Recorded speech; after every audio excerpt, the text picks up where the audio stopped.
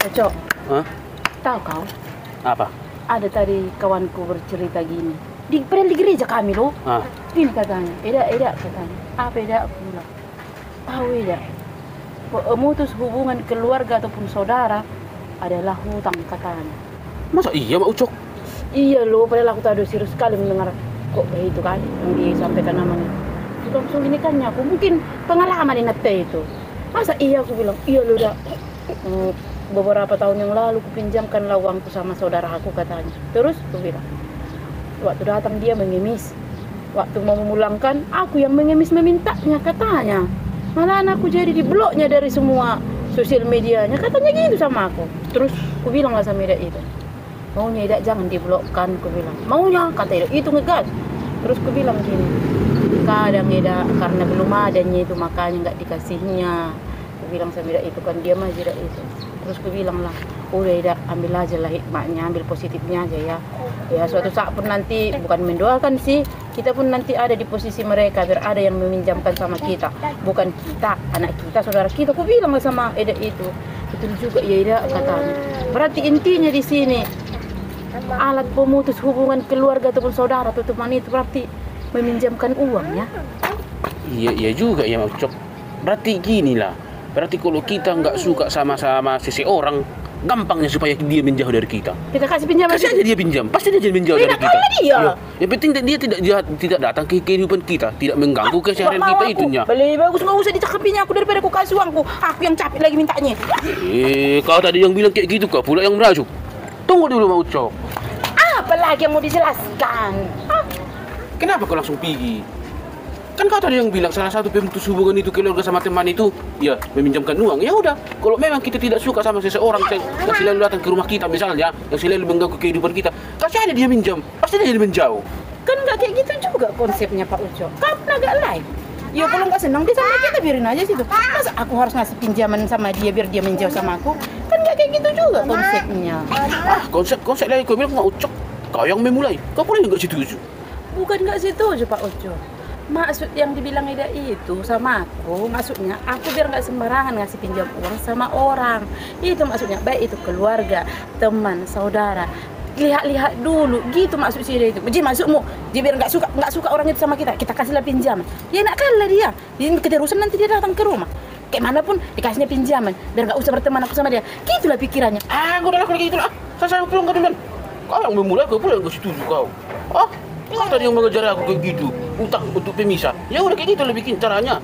Kasih kau orang lain utang sama kamu, biar menjauh darimu. Pocong,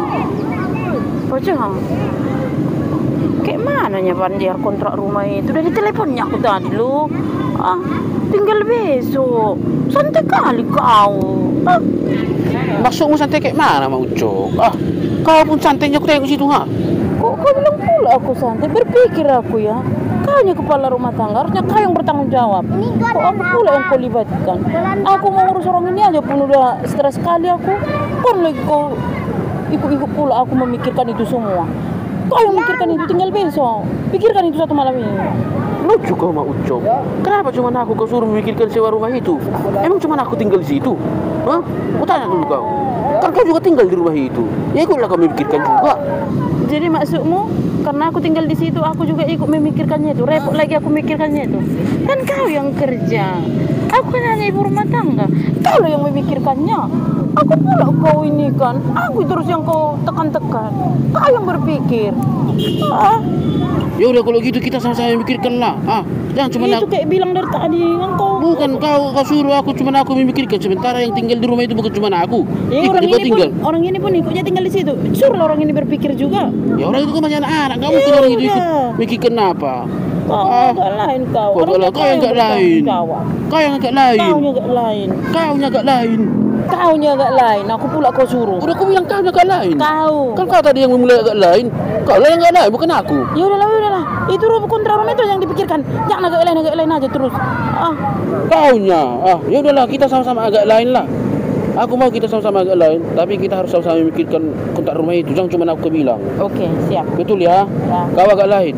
Enggak, aku enggak agak lain. Aku pun enggak mau agak lain kalau begitunya. Fokusnya ke kontrak rumah itu harus lunas itu besok ya. Lunas Mas, kau pikir gampang-gampang ngambil uang Ya udah sekian berpikir juta lah. dalam hitungan detik. Oh, kau agak lain.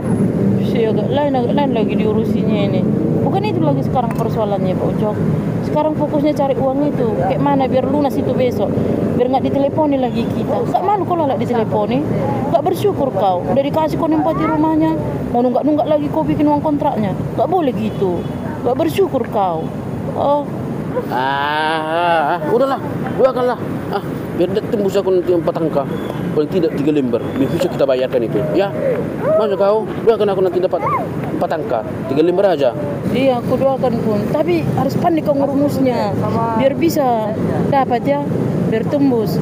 Ada rupanya Oke. mimpimu. Ada. Ya udah nanti kasih tahu sama aku biar langsung kurus semetap kali, oke? Oke, iya. Enggak ada. Sana dulu. Udah, masuk.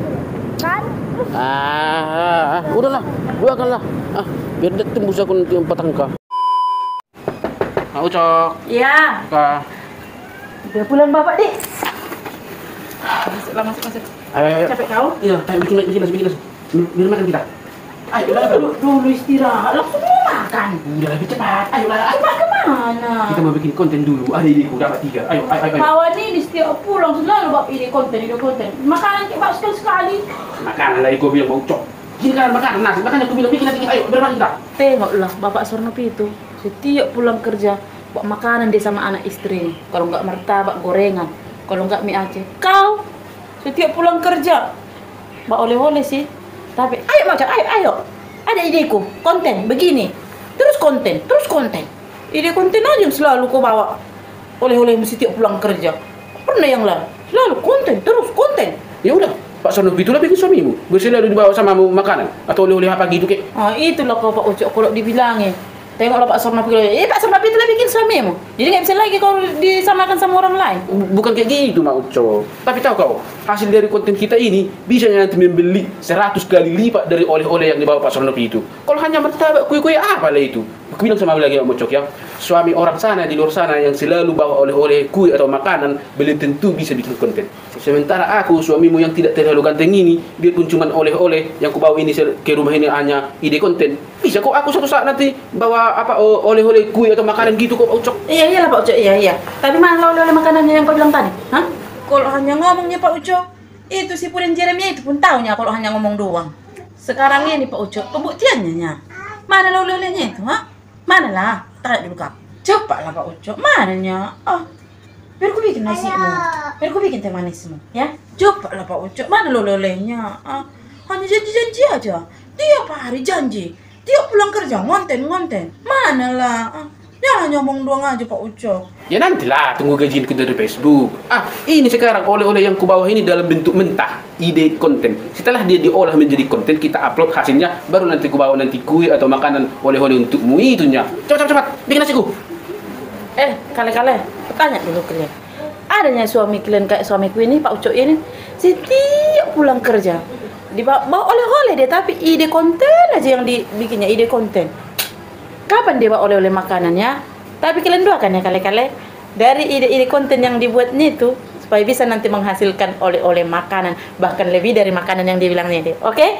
Tapi kalau suami-suami kalian kale-kale bawa apalah pulang kerja, apakah ada yang bawa makanan atau sama seperti Pak Ucok bawa ide konten?